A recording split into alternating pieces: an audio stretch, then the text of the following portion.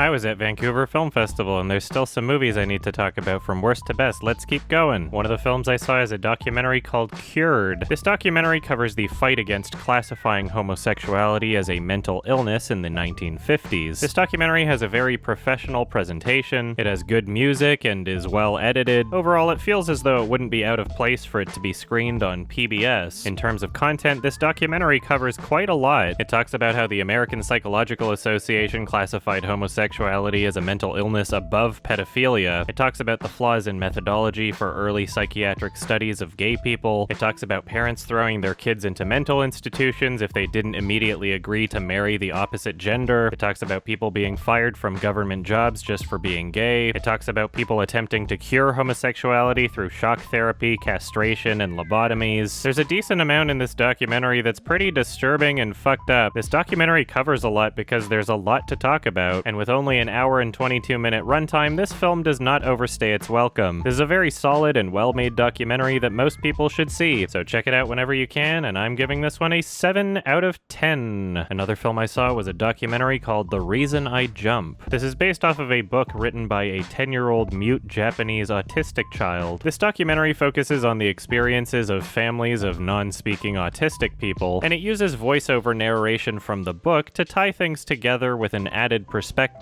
It is very well shot and artfully presented, and there's lots of great sound design to complement the visuals, creating a really sensory experience. Although my one criticism with the sound design is that the range from loud to quiet parts did not need to be so extreme. There's also really engaging music. Overall, the presentation and filmmaking really help the experience. This film is emotional, heartwarming, and inspirational. It was well paced for the most part, and it ended just as I was starting to feel as though it was overstaying its welcome. So yeah, if this seems interesting to you, then check it out. And I'm giving this one a 7 out of 10. Another film I saw is a Czech documentary called Caught in the Net. This is one of the most disturbing and fucked up movies I have ever seen. This is basically To Catch a Predator on steroids. The film hires 3 young adult actors to pretend to be underage girls and documents the interactions they have with older men online. The film also presents a very clear set of rules and conduct for the experiment, so the girls cannot be the ones who initiate any kind of contact, nude photos, or requests to meet up, and despite how assured we are as audience members that none of this is entrapment, there is still a surprising amount of extreme fucked up behavior that these girls are subjected to. Now, the faces of the predators in this film are censored, most likely due to legal precaution, but there are also some very graphic and explicit moments that are censored in this film. And when I say censored, I mean technically censored, but as it's shown, there is zero room for imagination as to what's happening. Like, there are parts of this movie where it might as well just not be censored at all. The truly disturbing aspects of this film are obviously the predators, and if initiating sexual contact with a minor isn't already bad enough, the degree to just how evil and manipulative these predators are is truly shocking. This movie is basically the wake-up call that Megan is Missing tried to be. I am not one to get shocked or disturbed easily, but this film evokes those emotions throughout its entire runtime. As the film goes on, it winds up doing a lot more than I initially expected it to. As for the presentation, it is very well shot. There is a clear level of professionalism shown in how everything is captured in this film. My biggest criticism with this movie would probably have to be the music. The soundtrack for this film was not even necessarily bad, but it was just mixed way too loud. It mostly plays in transitionary sequences, so it doesn't ruin the experience of the entire film, but even though it was only every once in a while, it was still pretty irritating to hear these super loud wah wah noises like it's a Christopher Nolan movie or some shit. Every time the soundtrack showed back up, I just wished it would chill. Anyway, that's the only real issue I had with this movie. Altogether, this movie is very intense and incredibly effective. So if you think you can handle watching a movie like this, then yeah, check it out. And I'm giving this one an 8 out of 10.